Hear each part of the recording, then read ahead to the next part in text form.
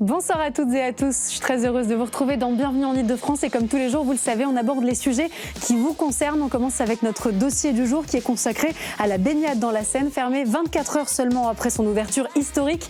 Les 3 sites de baignade parisiens dans les 4e, 12e et 15e arrondissements ont dû fermer leurs portes dès dimanche et pour 2 jours minimum à cause des intempéries. Drapeau rouge donc sur les bords de Seine et de nombreuses questions posées sur la soutenabilité du projet avec une météo toujours plus instable, vous le savez. Si les Parisiens ont majoritairement été très séduits par leur première baignade, de nombreuses questions restent en suspens. Comment jongler avec la météo sans prendre de risques sanitaires? Quels investissements? Pour quels résultats? Eh bien, on en parle bien sûr avec nos invités et on le fait dans 1 minute. En culture, un parcours d'art contemporain dans les jardins et le parc du château de Fontainebleau qui nous transporte dans l'Estrie de la Forêt. Ça sera dans l'entretien culture. Et puis on finit, vous le savez, comme tous les mardis avec de la consommation. Et si les réseaux sociaux pouvaient sauver certains de nos restaurateurs parisiens, vous savez à quel point la vie est dure pour les restaurants à Paris, en Ile-de-France et c'est vrai aussi sur toute la France. Certains ont réussi à s'en sortir grâce à l'aide d'influenceurs gastronomiques. On en parle en fin d'émission.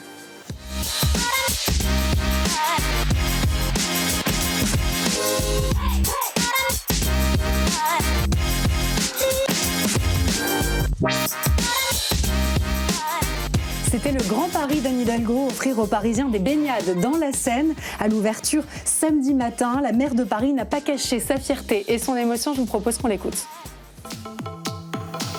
Boire de l'eau propre, c'est possible. C'est possible, voilà.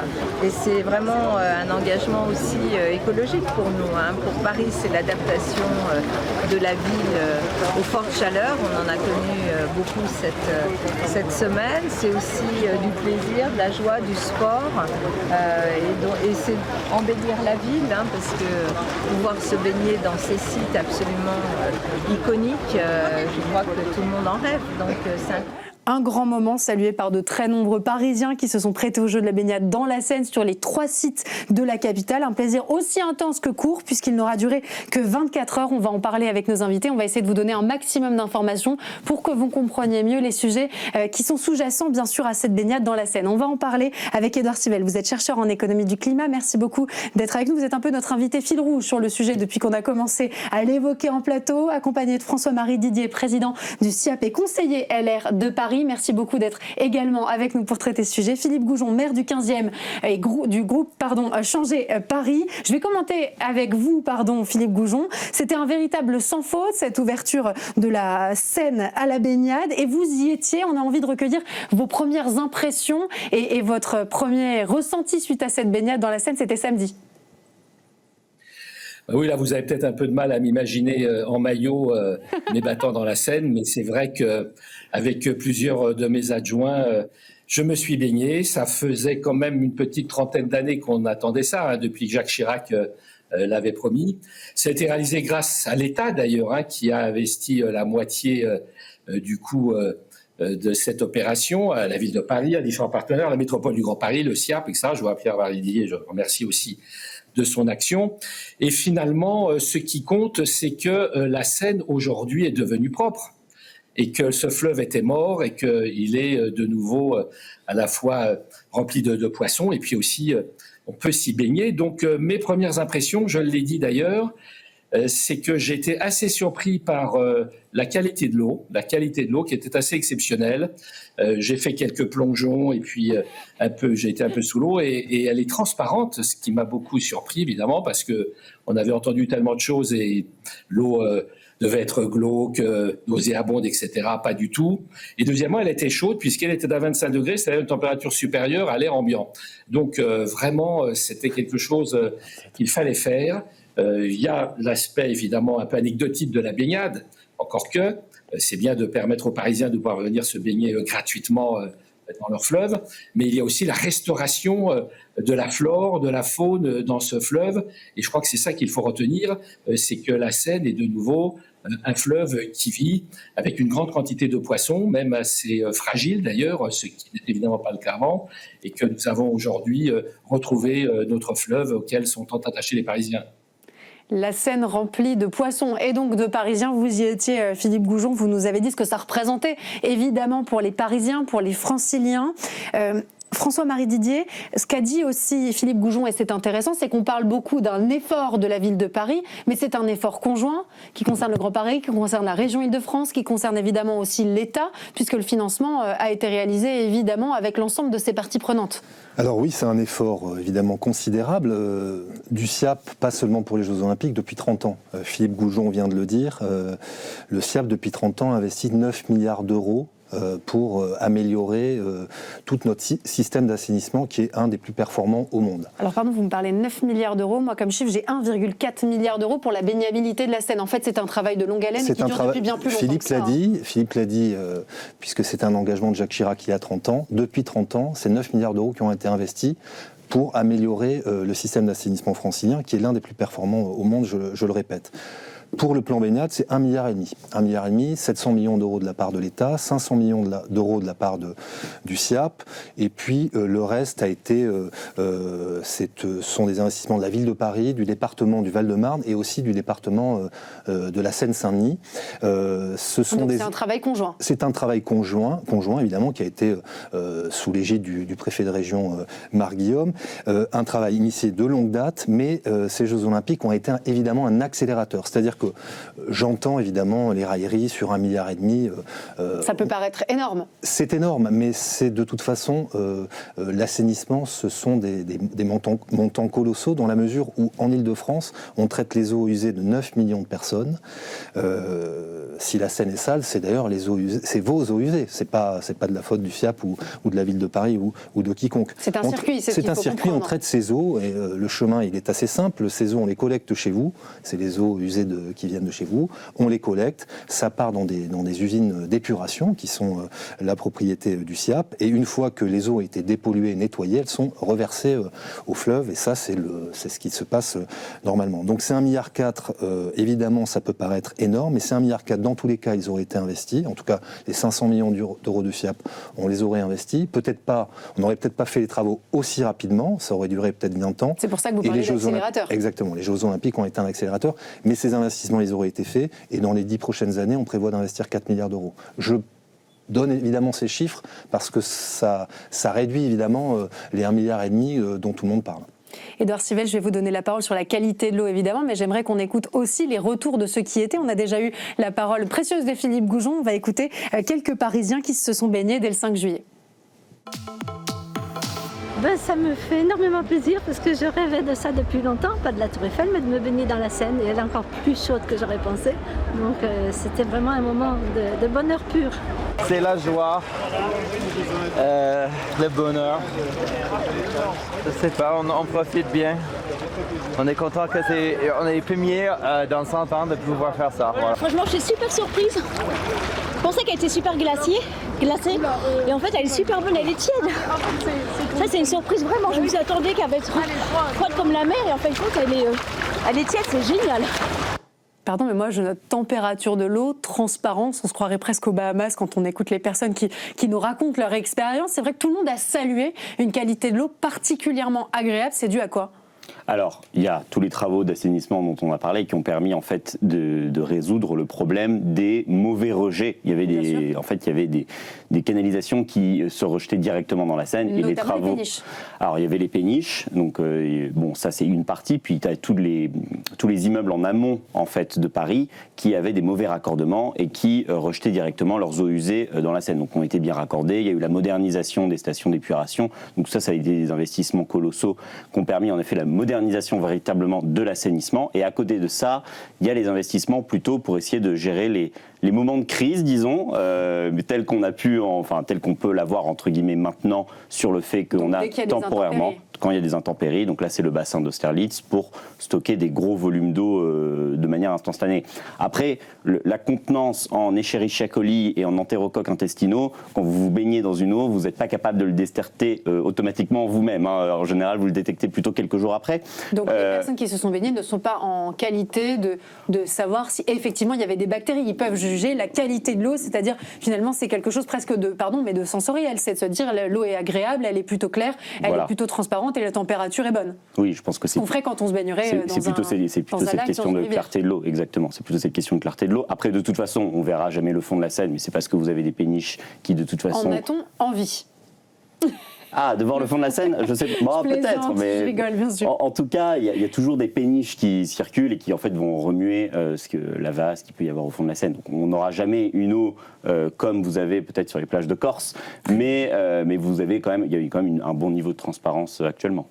Alors les dernières données statistiques, c'est intéressant. Le dernier relevé publié est donc public, celui du 24 juin, parle d'une eau de qualité suffisante pour la baignade. Ça pourrait être le cran au-dessus, ça pourrait être bonne. C'est sur des niveaux qu'on vous présente dans le document et un peu difficile à lire. Mais ce qu'on note quand même, c'est la présence de matière flottante. Qu'est-ce qu'on doit comprendre si on est novice, François-Marie Didier?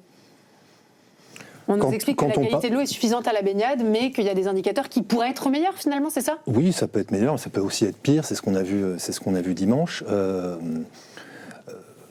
Ce qu'on a vu dimanche, c'est quoi? Finalement, c'est assez simple. On l'a dit tout à l'heure, finalement, tous les travaux qui ont été réalisés depuis 30 ans ont permis à ce qu'on puisse se baigner ce week-end, et le week-end précédent dans le Val-de-Marne, et surtout l'année dernière, dans le cadre des épreuves des Jeux Olympiques et Paralympiques. Donc ça veut dire qu'on y est arrivé et que tous ces efforts ont été bien menés.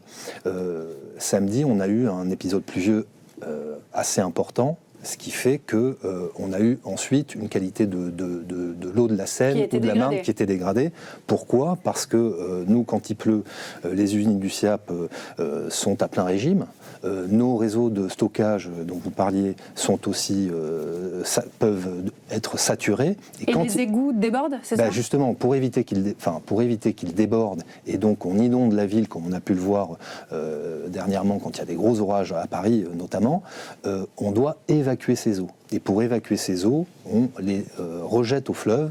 Et quand on les rejette au fleuve, parce qu'on est obligé, elles n'ont pas forcément été traitées. Et c'est ça qui finalement dégrade la qualité des eaux. Mais on l'a toujours dit, et le préfet de région l'avait bien rappelé l'année dernière, notamment avant les épreuves olympiques, c'est que la baignade, elle est sous condition. Et le meilleur ennemi de la baignade, c'est évidemment la pluie. Et quand il y a trop de pluie, j'ai déjà pris cet exemple chez vous, sur des plages de vraies stations balnéaires. Quand il y a eu un gros orage, souvent on ne va pas se baigner juste après parce que la qualité de l'eau, même de l'océan ou de la mer, peut être dégradée, même en Corse. Même en Corse, même à Marseille. Moi, quand j'étais jeune, j'ai grandi à Marseille, juste après les grosses pluies. On évite d'aller se baigner. Alors, qui dit pluie, dit dégradation automatique de la qualité de l'eau. Je ne parle pas uniquement de la Seine, je parle en général. C'est systématique? Non, c'est pas systématique. C'est-à-dire qu'il y a quand même un point qu'il faut dire, c'est on a les égouts qui débordent aussi pour une raison qui est qu'on a artificialisé énormément les terres. D'accord. Et donc il y a quand même aussi dans les solutions qui sont retenu jusqu'à présent d'avoir des bassins de stockage, il y a aussi la question de la désartificialisation des villes, de retrouver en fait des espaces urbains qui sont désimperméabilisés, qui permettent aussi une réabsorption directe par la terre des pluies. Et donc ça limiterait l'effet des pluies. Ça limite l'effet des pluies et ça a des co-bénéfices importants parce que ça permet aussi de résoudre les problèmes d'îlots de chaleur pendant les canicules. On vient de traverser une période caniculaire particulièrement pénible pour les Parisiens, donc en plus ça a du sens aussi sur ce sujet. Ça, je pense que tous les Parisiens se sont rendus compte quand ils se sont baladés dans Paris au moment de la canicule que quand vous partiez dans une rue qui était végétalisée, arborée, il faisait plus frais. La différence était sensible. Philippe Goujon, une question, vous vous félicitiez tout à l'heure de cette baignabilité de la Seine, vous parliez aussi de la biodiversité. Est-ce que vous pensez que, même si on a évidemment choisi d'aller dans la bonne direction, il y a encore beaucoup de travail à faire pour que demain, effectivement, on en tire tous les bénéfices? Et je ne parle pas uniquement des Parisiens, on vient de parler de l'artificialisation des sols, il faut aller encore plus loin? Oui, bien sûr, ça doit être l'une des politiques essentielles à mener dans les années à venir, c'est-à-dire végétalisation, désimperméabilisation et puis aussi désartificialisation. Il y a la nécessité vraiment dans tout le bassin hydraulique de Paris. Moi, je suis vice-président de l'ETPB Seine-Grand Lac, un établissement territorial public de bassin Seine-Grand Lac.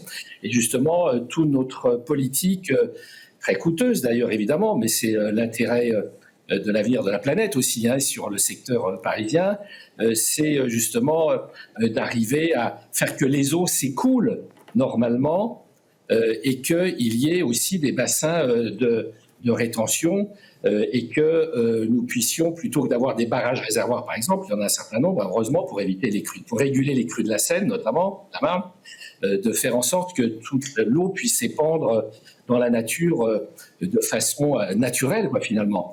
Et vous savez, le fait de nettoyer la Seine, ça permet aussi de nettoyer les océans, parce que tout ça se déverse finalement dans les océans. Donc quand nous avons le grand rencontre sur les océans là, qui a eu lieu récemment dans le sud de la France, c'est une politique qui correspond aussi, qui aide à nettoyer les océans et à faire que notre fleuve puisse vivre. C'est la raison pour laquelle d'ailleurs il y a eu un bassin de rétention supplémentaire en perspective des orages qui a été réalisé à Bercy, à Austerlitz, qui récupère aussi 50 000 m3 pour éviter que tout ça se déverse dans les égouts.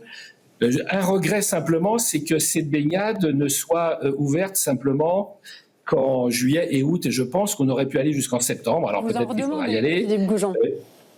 Oui, absolument. Il y a aussi le fait qu'il y a peut-être aussi des modifications à faire au niveau de la navigation fluviale pour que les horaires de l'ouverture de ces baignades soient plus compréhensibles par le public. Pour ça, Marie Didier, une réponse. Non, Édouard Civel a raison. Le sujet, c'est les eaux de ruissellement.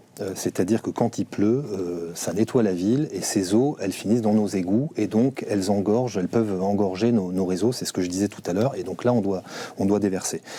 Pourquoi ? Parce qu'on a en Ile-de-France et notamment à Paris des sols qui sont très imperméabilisés. Et donc à partir de là, nous, le SIAP, on s'occupe de l'assainissement. Donc forcément, c'est la solution industrielle pour résorber les choses. Mais il y a tout l'amont et l'amont, c'est évidemment de pouvoir désimperméabiliser, et on en est très loin, que les choses soient claires. C'est pour ça qu'on voit parfois des stations de métro qui sont totalement inondées.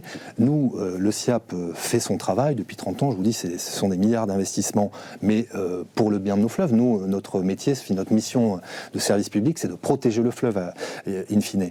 Mais c'est ça, je crois, qui nous permettra demain d'apporter de réelles solutions, parce que nous, sur la question de l'assainissement, le travail est fait depuis 30 ans, je me répète un peu, mais c'est la réalité. Édouard Civel, sur la partie baignabilité et la proposition de Philippe Goujon de l'étendre sur le mois de septembre, ça c'est risqué, non ? Alors, moi je pense que Philippe Goujon a complètement raison, dans le sens où, si vous regardez actuellement les horaires d'ouverture et les jauges qui sont fixées sur les trois plans de baignade parisiens, vous avez une capacité journalière maximale, on va dire, de 5000 personnes. Et samedi, il y avait 2300 personnes, je crois, qui se sont baignées. Si vous prenez uniquement les 2 mois d'été, vous allez à maximum. Si on peut se baigner tous les jours, si on n'a pas, comme là, on a eu 4 jours de... Ce qui est déjà loupé, 3 jours de... Voilà, ce qui est déjà pas possible, mais en grand maximum, on monte à 280 000 baigneurs potentiels. On peut se dire qu'en effet, on pourrait agrandir ces plages-là en rajoutant peut-être septembre, peut-être juin aussi. Ce serait des belles choses, parce qu'il faut se dire qu'il y a les investissements pour la qualité de l'eau qui sont nécessaires et la désartificialisation, mais on doit aussi regarder quels ont été les coûts et les bénéfices des sites de baignade. Les sites de baignade, ils coûtent 11 millions d'euros d'installation, et je crois que Pierre Abadan a dit c'est à peu près 2 millions d'euros de coûts opérationnels, de frais de fonctionnement exactement, par an. Donc bon, tant qu'à faire, autant que les Parisiens puissent se baigner un peu plus longtemps et un peu en amont. D'accord, mais là, en tant que président d'un service public, je veux défendre le coût de la facture de l'usager, la facture d'eau de l'usager. Nous, évidemment, nos usines de désinfection, enfin tous les produits qu'on utilise, l'énergie qu'on utilise aussi pour faire fonctionner nos lampes UV pour désinfecter les eaux usées en amont de Paris, tout ça, ça a aussi un coût. Donc ça doit aussi être une équation vue avec tous les acteurs. Ce que vous nous dites, c'est que ça coûte très cher. Ça coûte cher, oui, bien sûr que ça coûte cher au rendez-vous, mais je le dis, tout ça, c'est évidemment, ça va dans le sens quand même d'améliorer la qualité de l'eau de nos fleuves. Et ça, aujourd'hui, aucun Parisien n'accepterait de voir passer n'importe quoi dans la Seine. Aujourd'hui, l'eau, elle est plutôt propre. Alors, elle est parfois pas au rendez-vous pour la baignade parce qu'on a des normes très strictes à appliquer, mais l'eau est quand même de meilleure qualité. En témoigne évidemment la présence de poissons il y en avait quasiment plus dans les années 70, il y en a 36 aujourd'hui dans la Seine et 39 dans la Marne. Mais les usines de désinfection, elles fonctionnent toute l'année. Elles ne fonctionnent pas uniquement. Vous poussez à arriver en juillet, en août, vous faites un effort supplémentaire. On est allé plus loin dans la désinfection pour la baignade, donc pendant la période de baignade, c'est-à-dire qu'on utilise à l'usine de Valenton de l'acide performique, donc c'est un réactif qui coûte quand même relativement cher, il faut faire fonctionner nos usines. Nous sommes aussi en astreinte l'été pour pouvoir avoir le personnel nécessaire sur nos usines. Et l'usine de Marne-Aval, qui est en Seine-Saint-Denis, elle utilise des lampes à UV pour désinfecter davantage les eaux usées et donc diminuer par 1000 les matières fécales, E. coli et entérocoques intestinaux. Donc tout ça, ça a un coût. Tout ça, ça doit aussi il y aura des discussions pour que, évidemment, on puisse établir, ce qu'on avait décidé avec le préfet et différents partenaires, c'est que ce soit limité sur le temps estival. Donc prolonger ou pas. Ça coûterait trop cher de prolonger. Je sais pas. En tout cas, il faudra faire un point à la fin de cet été pour voir si on peut décaler. Et aussi, si on voit que la période de début juillet est totalement pluvieuse chaque année, peut-être qu'on décalera jusqu'à mi-septembre, évidemment. Beaucoup de Parisiens évoquent la question de la transparence sur les données qui sont effectivement mises à leur disposition. Je parlais tout à l'heure du relevé statistique du 24 juin. C'est vrai que la baignade a donc commencé le 5 juillet. Entre le 24 juin et le 5 juillet, il n'y a pas eu de données qui ont été publiées. Il y a certainement, évidemment, eu des relevés, mais les Parisiens n'ont pas pu les consulter. La mairie de Paris s'est engagée à publier les résultats d'analyse fin juillet, puis fin août. Pourquoi est-ce qu'on n'a pas accès à des résultats, peut-être quotidiens? Je ne sais pas, il y a des données qui sont finalement statistiques qui sont relevées, il y a des relevés qui sont faits tous les matins, qui sont analysés 24 à 48 heures, je crois, pour la double vérification. Pourquoi est-ce qu'on n'a pas des relevés statistiques plus fréquentes? Alors ça, c'est pas de la responsabilité du SIAB, donc il faudrait interroger l'ARS ou la préfecture de région. Mais vous y seriez favorable? Moi, en tout cas, je sais que nous partageons toutes les... en fait, on est un certain nombre de parties prenantes à faire nos relevés nous-mêmes et à les échanger entre nous pour être le plus efficace possible. Donc ces données, vous les communiquez finalement dans le Val-de-Marne, la semaine dernière, c'est grâce à nos échanges qu'on a vu qu'on a vu que les résultats n'étaient pas bons. Donc... évidemment, après, c'est une décision qui appartient aussi à l'ARS, celle qui est en charge des analyses in fine. Mais vous pouvez comprendre que pour certains Parisiens, c'est un peu déroutant, voire inquiétant de se dire, bizarrement, on ne veut pas me donner ces données au quotidien alors qu'elles existent et que les relevés sont faits. Je pense qu'il ne faut pas être, en tout cas, dans la théorie du complot. Quand on doit fermer une plage, elle est fermée. Donc bien ça sûr, veut dire on reviendra sur les dispositifs donc vraiment, aussi, je pense que le système fonctionne. Après, c'est un choix qui a été fait. Ça n'appartient pas à moi de dire si c'est bien ou pas, mais... Une réaction, pardon. Oui, non, je voulais dire, ça fait 100 ans qu'on ne se baigne pas dans la Seine. Il y a une question de confiance. Les Parisiens, pour une bonne partie d'entre eux, n'ont pas forcément confiance. Et il avait été prévu, effectivement, par l'ARS et par la ville de Paris, de donner chaque jour et d'afficher les mesures telles qu'elles résultent des analyses faites par l'ARS H24 et aussi en mesures spontanées. Donc, moi, je demande vraiment qu'on affiche sur les sites chaque jour, chaque matin, puisqu'il y a une réunion qui était prévue tous les matins à 7h entre les différents partenaires, qu'on affiche à partir du moment où la baignade est ouverte le matin, les mesures de qualité de l'eau. C'est absolument indispensable. Sinon, la confiance risque de se perdre. Donc, je demande vraiment que les choses soient faites comme elles avaient été promises à l'époque lorsqu'il s'est agi d'ouvrir ces 3 baignades sur la Seine. Donc Philippe Goujon, vous allez dans cette logique de transparence et pour rassurer les Parisiens, pour qu'ils adoptent aussi finalement cette baignabilité dans la Seine, vous demandez une publication de ces données statistiques qui sont, comme vous l'avez rappelé, effectivement réalisées tous les matins. La municipalité s'est par ailleurs équipée du Coli-Minder. Alors ça, c'est un dispositif automatisé de surveillance qui détecte la présence de bactéries dangereuses. J'imagine que c'est les bactéries dont vous parliez tout à l'heure en 15 minutes et ça annule automatiquement la baignade si elles sont détectées. On peut faire confiance à des dispositifs comme ceux-ci? Oui.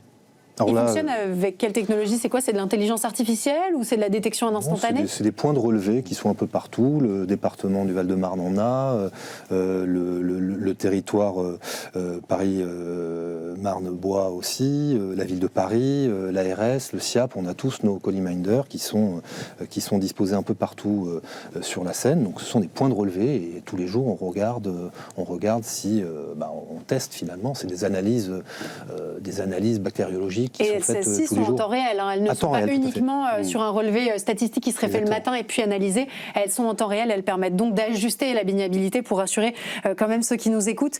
Un mot, Édouard Chivelle, sur ce que risquent les Parisiens si effectivement la qualité de l'eau le jour où ils y vont n'est pas bonne.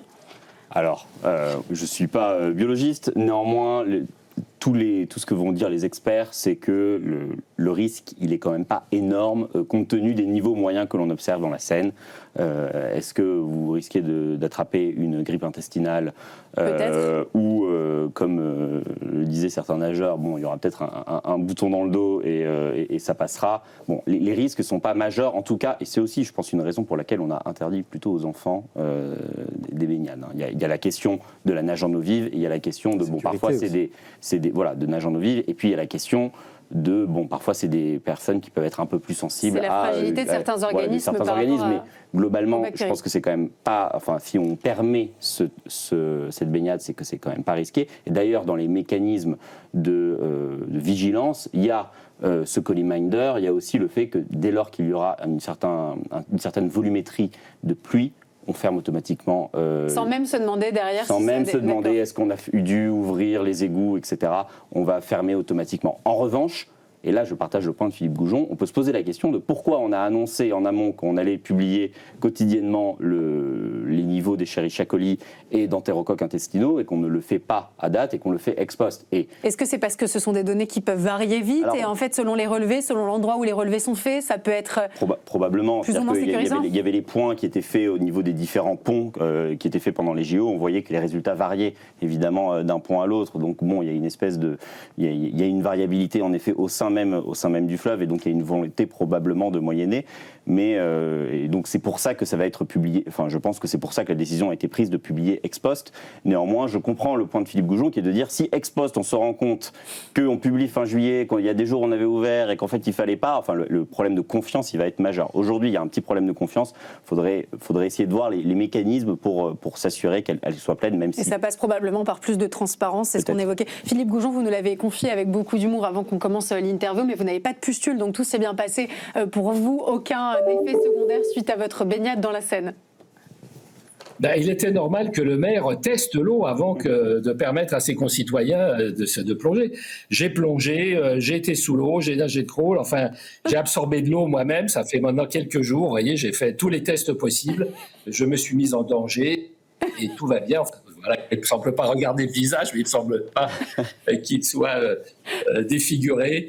Donc, et c'est d'autant plus important sur la baignade du 15e, au bras de Grenelle, au pied de la Tour Eiffel. D'ailleurs, c'est magnifique en plus, de se baigner au pied de la Tour Eiffel, c'est un rêve fou, quoi.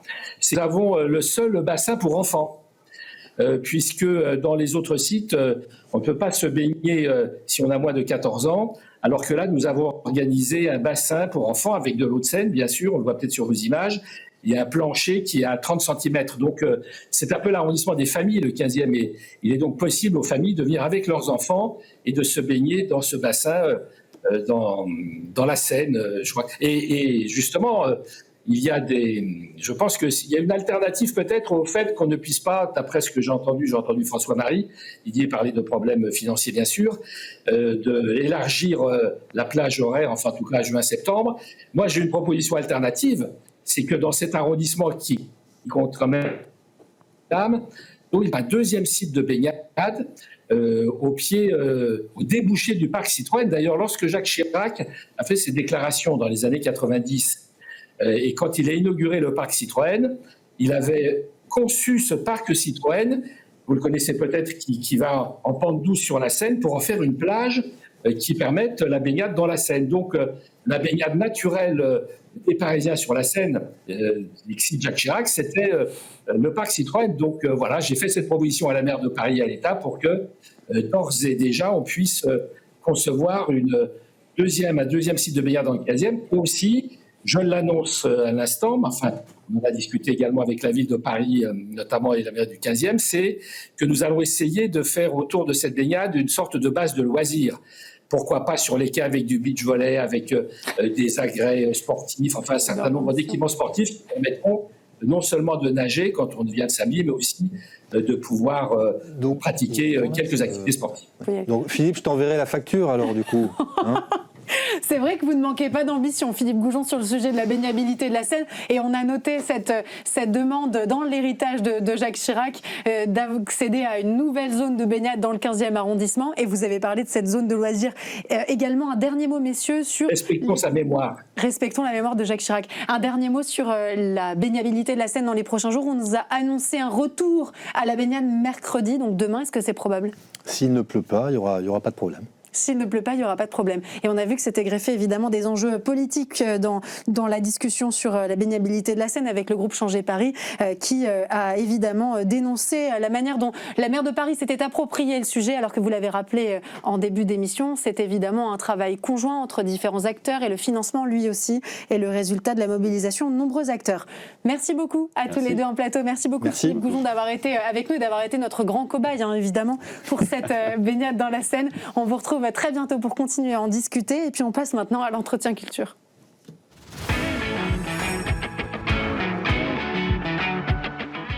Le château de Fontainebleau propose un parcours d'art contemporain dans ses jardins et son parc après le succès de l'exposition Grandeur Nature, 18 artistes au jardin, proposée en 2023. Une biennale donc qui revient avec son second chapitre de mai à septembre 2025. Un nouveau parcours d'art contemporain pour évoquer cette fois-ci l'esprit de la forêt. On en parle avec Jean-Marc Dimanche. Merci beaucoup d'être sur le plateau. Vous êtes conseiller artistique indépendant et co-commissaire de cette exposition.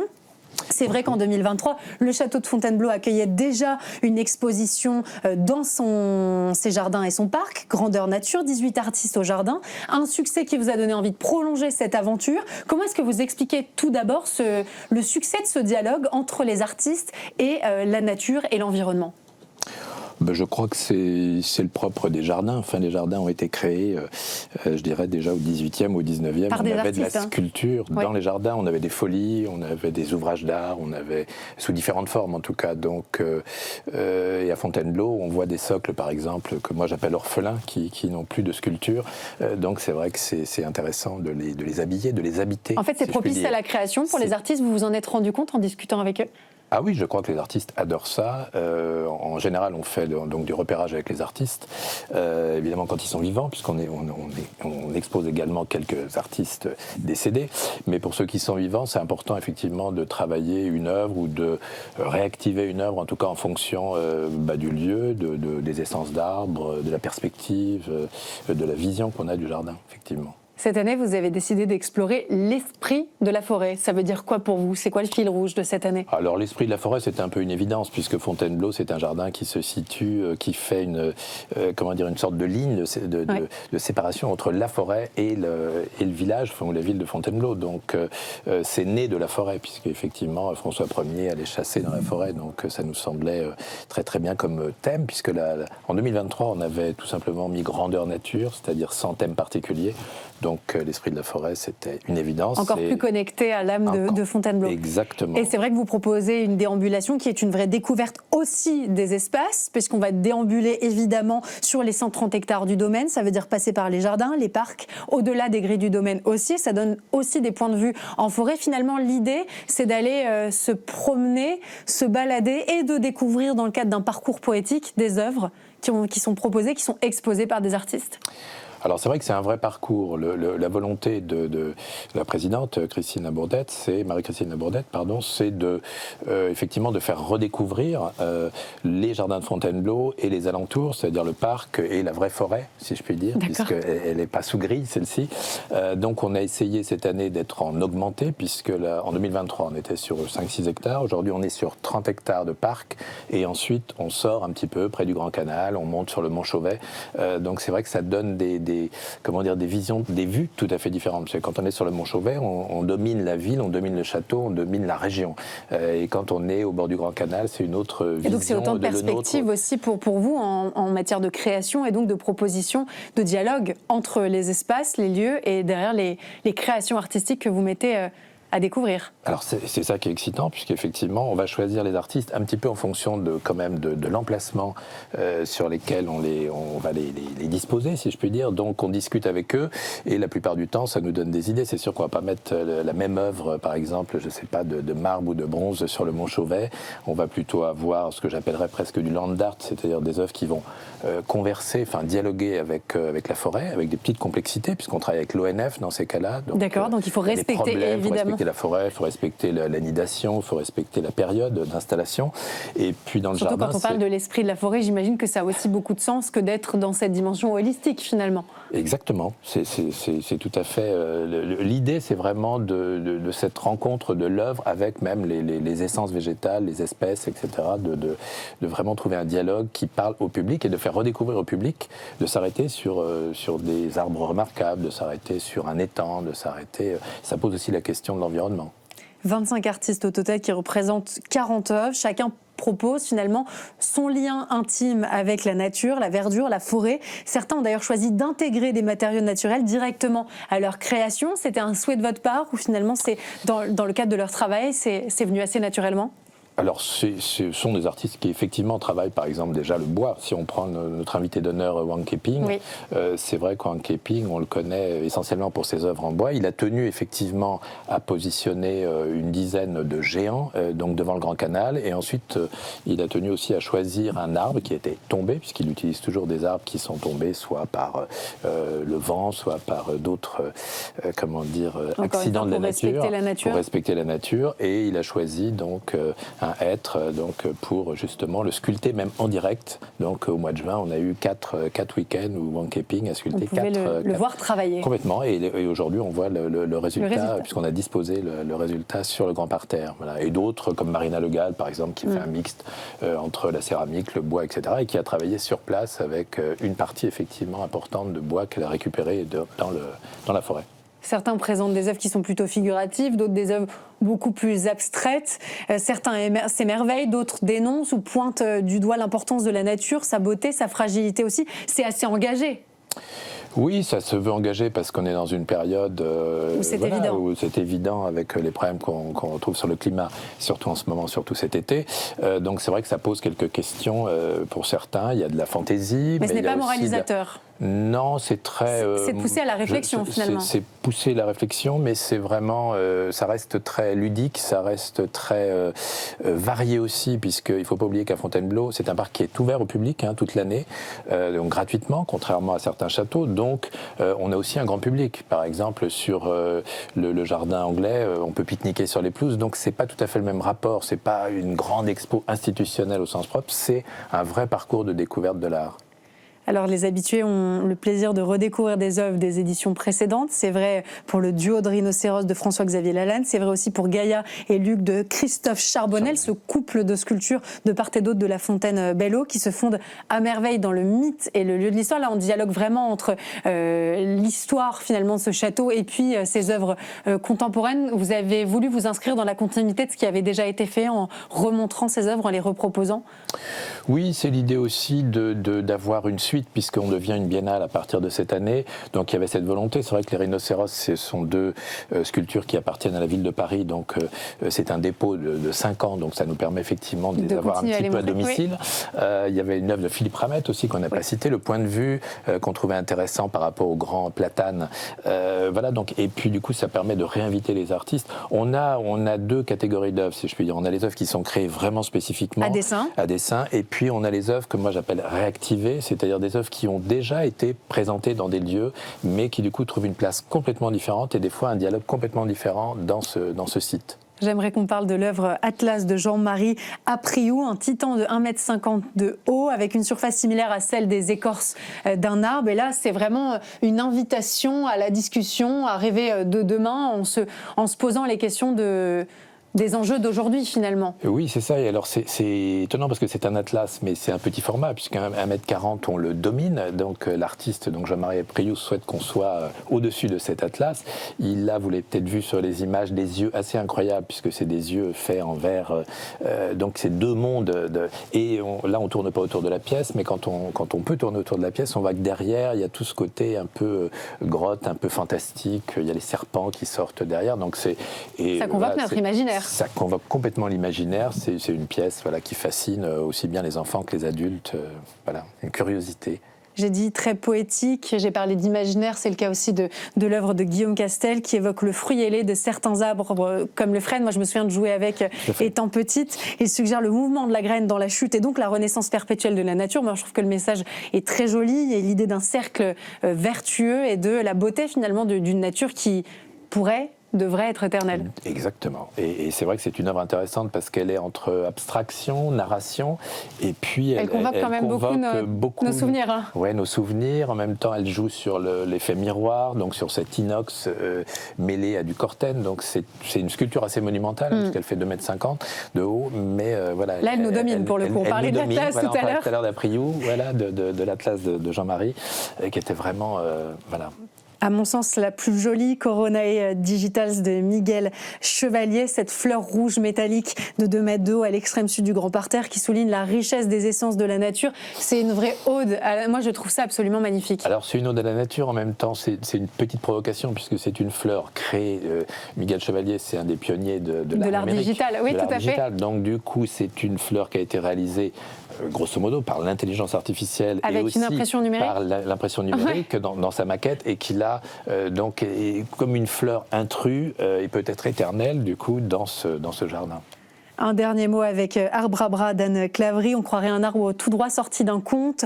Un arbre tortueux, entièrement fait de caoutchouc recyclé. Là aussi, c'est très engagé. Et ça convoque aussi notre imaginaire. Ça nous rappelle des contes qu'on a pu découvrir, des livres dans lesquels on aimait plonger enfant. Et en même temps, il y a toute cette dimension, évidemment, qui nous alerte sur la nécessité de penser à demain. C'est une œuvre d'upcycling, c'est-à-dire de recyclage de pneus, puisqu'elle est constituée de pneus et de boulons. On a 2 œuvres d'ailleurs. On a une œuvre d'Anne Claverie, on a une œuvre de Kim Dacres, qui est une artiste américaine qui travaille également le pneu. Et pour nous, c'était important effectivement d'avoir cette dimension de récupération de matériaux et d'ode à la nature. Donc on a l'impression, un peu comme la fleur de Miguel Chevalier, de quelque chose de fantastique.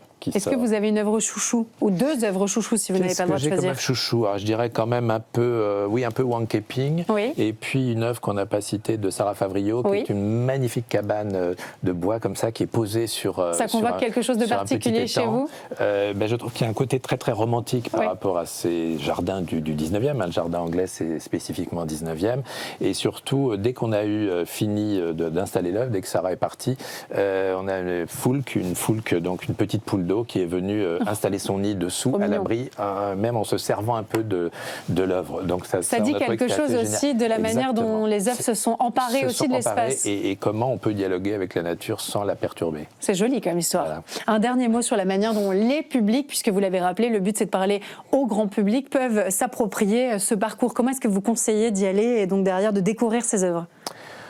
Je crois qu'il faut se munir du plan. On a un petit plan qui est distribué. Donc, je pensais que vous alliez me dire qu'il fallait y aller de manière très spontanée. Alors, on peut y aller de manière spontanée. C'est parfois compliqué dans le sens où on a caché certaines œuvres.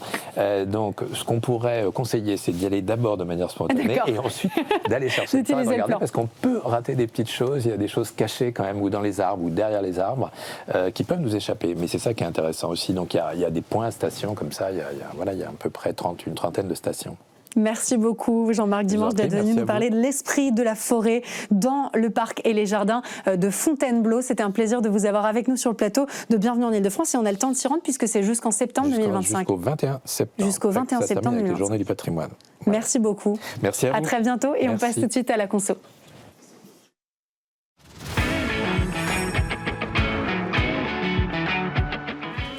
On le répète souvent malheureusement, mais nos restaurateurs ont pour beaucoup du mal à s'en sortir, sans compter que la concurrence est rude à Paris et en Ile-de-France. Rien que dans la capitale, on compte près de 25 000 établissements, parmi lesquels plus de 13 000 restaurants traditionnels. Difficile de se démarquer donc, sauf quand les réseaux sociaux s'en mêlent. On va en parler avec Aurégane, cette créatrice de contenu. Merci beaucoup d'être avec nous. Vous travaillez pour le compte On ne reviendra pas. L'idée, c'était de tester les pires adresses de France, globalement ceux qui ont les moins bonnes notes sur Google. Exactement. Pardon, mais l'idée est particulière. Comment est-ce qu'on se met dans cet état d'esprit ? C'est assez particulier, mais pour être honnête, ça s'est fait vraiment sur un coup de tête. Pour vous expliquer un petit peu l'histoire, on s'est retrouvés un lendemain de soirée avec un ami à la gare Saint-Lazare. Il était 15h, on avait faim, on ne savait pas trop où manger. Et en fait, on est tombé sur un restaurant asiatique. C'est la première vidéo qu'on a publiée en fait sur nos réseaux et c'était vraiment très atypique, c'était très original comme expérience. Des nems, 3 nems, 18 €, enfin vraiment il n'y avait rien qui n'allait. La gérante du restaurant vraiment c'était vraiment n'importe quoi.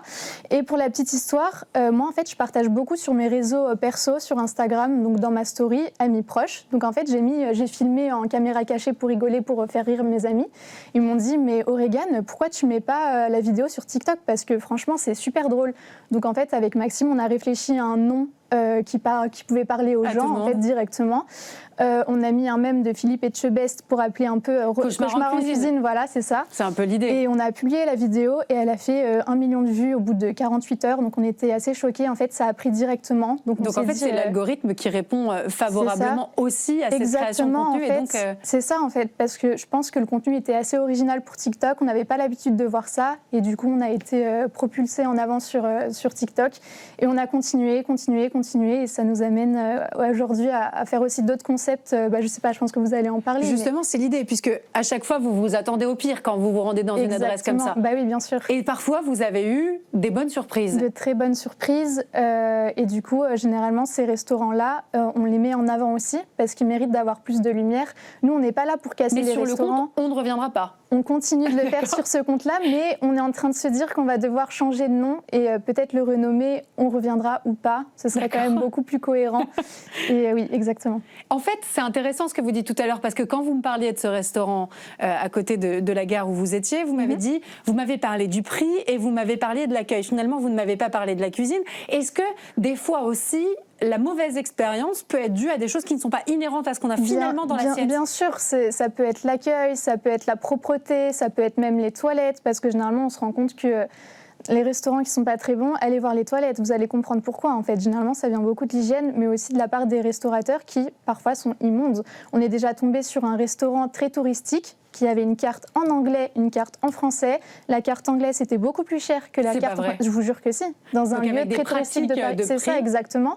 Et quand nous on demande toujours conseil aux restaurateurs en leur disant écoutez, c'est quoi votre meilleur plat? Et le mec nous a dit ouvertement écoutez, alors ça c'est dégueulasse, c'est les touristes qui prennent, c'est du surgelé, prenez pas. C'est vrai? Non, oui, je vous jure. D'accord, donc il y a vraiment ce côté expérientiel. C'est ça, c'est une réelle expérience pour le coup. Oui. Alors maintenant, parlons de on reviendra. Pas facile à dire d'ailleurs. Donc là, l'idée, c'est finalement de continuer sur le spectre des restaurants qui sont mal notés sur Google. Exactement. Et si vous avez une bonne surprise, vous décidez de les mettre en avant. En lumière. Ça vous est arrivé récemment? Ça nous arrive, ouais. Récemment, on a fait quelques vidéos à ce sujet-là, où en fait, qu'est-ce qui vous a agréablement surpris chez ces restaurateurs? La première fois que c'est arrivé, alors déjà, c'était un restaurant à Courbevoie, un Italien. Il y a eu un Tunisien aussi, où en fait, pour aller travailler, on passait souvent devant ce restaurant-là, et en fait, il était tout le temps vide. Donc on s'est dit, s'il est vide, c'est qu'il y a forcément une raison. Et en fait, on est allé manger là-bas, et on a été agréablement surpris déjà pour les prix, qui, on rappelle, on est en 2025, c'est parfois cher d'aller au restaurant, et là, les prix étaient vraiment très abordable.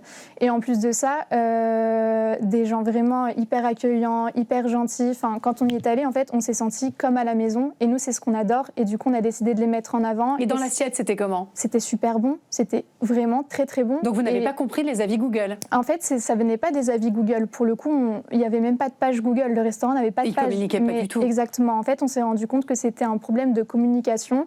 Le restaurant était mal situé aussi. Et en fait, dans une rue à côté, il y a une avenue où il y a plein de restaurants italiens qui sont plus instagrammables. Donc la concurrence forcément fonctionnent mieux. La concurrence, mais parce qu'ils sont plus forts dans leur communication, mais pas forcément meilleurs. Et nous, c'est ça aussi qu'on aimerait développer, prouver qu'il y a des restaurants qui méritent aussi de la lumière et d'avoir un peu d'aide malgré tout. Et ce restaurant italien, ce qu'on a fait, c'est qu'on est retourné 1 mois plus tard et effectivement, tout a remonté pour eux.